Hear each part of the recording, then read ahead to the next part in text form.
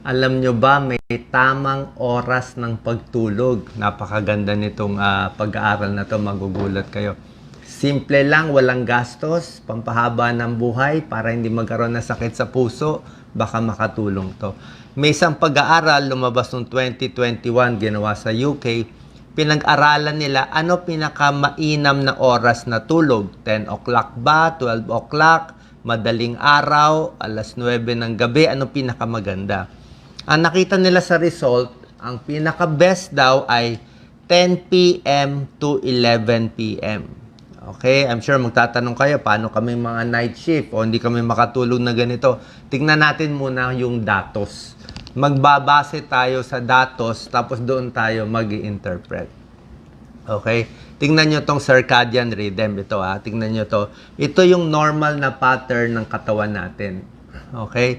Ito ang pattern ng katawan natin.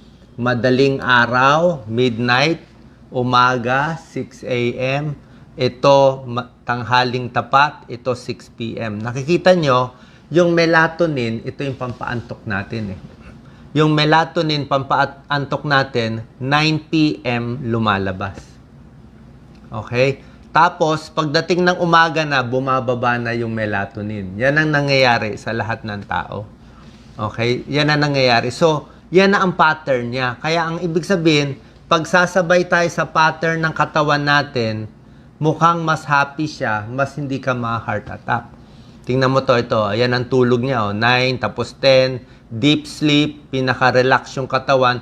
Pagdating ng 6 ng umaga, maglalabas na siya ng stress. Ayan, cortisol release. Stress hormone na yan Wala tayong magagawa. Yan talaga oras ng paglabas niya ng stress hormone. Pagdating ng 7 a.m., pinakamataas na blood pressure. Tataas yung blood pressure mo. Kaya marami na i-stroke, na heart attack, umaga.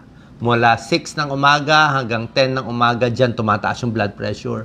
Puro ka stress hormone, ang daming ginagawa, very alert ka, naha-hyper ka. Diba? Tapos tanghali, exercise daw, maganda sa hapon. Mga 4 o'clock, 5 o'clock, 6 o'clock, dyan daw pinakamaganda yung katawan natin. Tapos sa gabi, tataas na naman. So, base dito sa normal pattern ng katawan natin, parang tumutugma yung 10 p.m. na tulog. Ito pareho din naman, nabaliktad lang. Dito yung madaling araw, ito yung tanghaling tapat. Ito yung 6 p.m., ito ang 6 a.m. So, ganun din ang sinasabi. Paglabas ng melatonin, ayan 9 p.m. Tapos, bababa na yan to sa 7:30 a.m. Mas maganda nga dumumi sa umaga. Ayan, maganda, May pang-push ng pang-dumi sa umaga, 8:30 a.m. Sa gabi, mapipigilan yung pagdumi mo. Kahit natatai ka na, mapipigilan ka ng mga 10:30. Parang may mechanism yung katawan. Tapos sa umaga, mas maganda magpapaaraw. Yan ang pattern. Tulog, gising, madaling paaraw konti, high alertness, high testosterone, 9 a.m. Hindi natin alam kung mas maganda pagtatalik dito 9 a.m. Anyway, yan ang mga pag-aaral. Greatest cardiovascular and muscle strength 5 p.m. So maganda talaga maglakad ng 5 p.m. Tignan natin yung pag-aaral kasi dito tayo magbabase. 88,000 ang pinag-aralan nila. Sobra daming tao sa UK. Mula 2006-2010 nag-recruit sila. So, 88,000 people, lalaki, babae, ang edad nila between 43 to 79 years old, average 61 years old.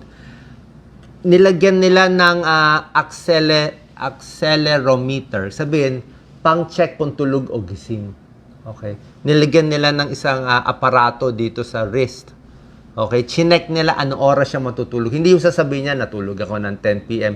Hindi, yung actual na pagtulog niya, mare-record. Nilagyan ng machine. At nakita nila, pag 10 p.m. to 11 p.m. ang tulog, mas okay. Mas okay siya. Ito yung pag-aaral mismo, lumabas 2021. Published siya. Sa 88,000 na tao, 3,000 nagkasakit sa puso. Okay? Yung dating walang sakit sa puso, 3,000. At yung pinakamababang chance tamaan ng sakit sa puso, 10 to 11 p.m.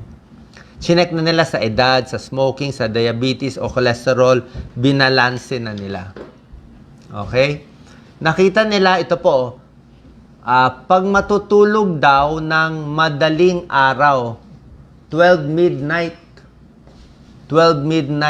pataas, 1 a.m., 2 a.m., 25% higher risk ng sakit sa puso. Malaki yun.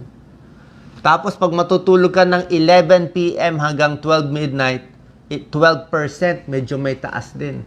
Pero pag 12 midnight na tumataas. So bakit kaya tumataas? Sa tingin ko, yung mga talagang late matulog, siguro baka unhealthy din yung habit nila, mas naninigarilyo, mas puyat, 'di ba? Mas kulang ang tulog, mas may bisyo, 'di ba? Mas gutom, mas overweight, mas hirap yung katawan eh. Kasi nga hindi nga sumasabay dun sa pattern ng katawan. Pinakita ko sa inyo, 'di ba? 9 PM maglalabas ng melatonin. Ito kahit weekend o hindi weekend eh. Pero pag 11 PM ka matutulog, higher risk pero 12% lang. Ang nakakataka, yung masyado rin maaga matulog before 10, 9 o 8. Ako minsan, pinipilit ko 9 na ako matulog pero ngayon 10 PM na ako natutulog. Meron din higher risk din, 24%. So nakakataka yun. Bakit mas maaga hindi rin maganda? Siguro hindi sumasabay sa pattern. At itong risk ng pagtulog ng madaling araw, mas malala daw sa babae. Hindi rin maganda sa lalaki, pero sa babae. Ang maganda dito, kung mapapatunayan talaga to, hindi pa naman kasi 100% sure to, pero maganda yung pag-aaral. Kung mapapatunayan na 10 to 11 p.m. ang best time to sleep, pag yan papayo natin sa buong mundo, sa buong Pilipinas, mababawasan yung ospital. Mababawasan yung madadala sa ospital. Yung mga kulang sa tulog, hindi rin maganda. Less than 7 hours ang tulog, hindi rin maganda. Okay? Pero yung timing, hindi rin maganda. So, 10 to 11 p.m. Although, paano naman yung mga night shift? Hindi natin alam. Sa mga night shift, siguro babalik ta rin kung mas masama ba o hindi. Pero ang alam natin, yung mga night shift worker, higher risk din for heart disease, diabetes, obesity, mas kumakain. So sabi ko nga pag above 40 ka na, baka pwede wag na mag-night shift. Itong pag-aaral, average age, 61 years old. So more 40s to 70s ang kasali dito. Para makatulog, regular yung pagtulog, regular schedule. Wag na mag-iilaw ng maliwanag sa gabi para hindi masira yung melatonin. Yung melatonin natin gusto madilim. Pagising ng umaga, 6-7 a.m., maganda magpa-araw konti. Exercise sa hapon, umaga-hapon pwede, pero pag gabi na, malapit na matulog, wag na mag-heavy exercise, o wag na masyado magse-cellphone, wag kakain ng marami, 3 hours before sleeping, iwas sa alak, taba at sugar, at madilim lang ang kwarto. Ilang percent na natutulog ng madaling araw, hating gabi, marami, 1 a.m., 18% pa lang tulog. So kung kasama kayo dito, baka magkasakit sa puso. Ingat, simple lang to, walang bayad to. 'Di ba? Maganda nga sinabi niya, ito ang ganda na sinabi nung nag-i-study. May 3 bagay lang dapat gawin ng human, ng tao. Kumain ng tama, uminom ng tama, at matulog. Itong 3 lang ang pinakamahalaga. Kumain, uminom, matulog, siguro exercise. Ito lang yung control mo Yung iba, bahala na daw. Yun ang 3. Kaya yung sleep, very important. Yung timing pala, kaya ang ganda nito. Ito mga iiwasan. Okay? Bago matulog, alam nyo na yan. Tingnan nyo na lang. Spicy, oily, sugary. Ito yung mga kakainin, iinumin. Tubig, chamomile tea, saging, yan, mga pamparelax. Ito, mga gulay. So, sana po nakatulong yung videos natin. Try natin i-adjust.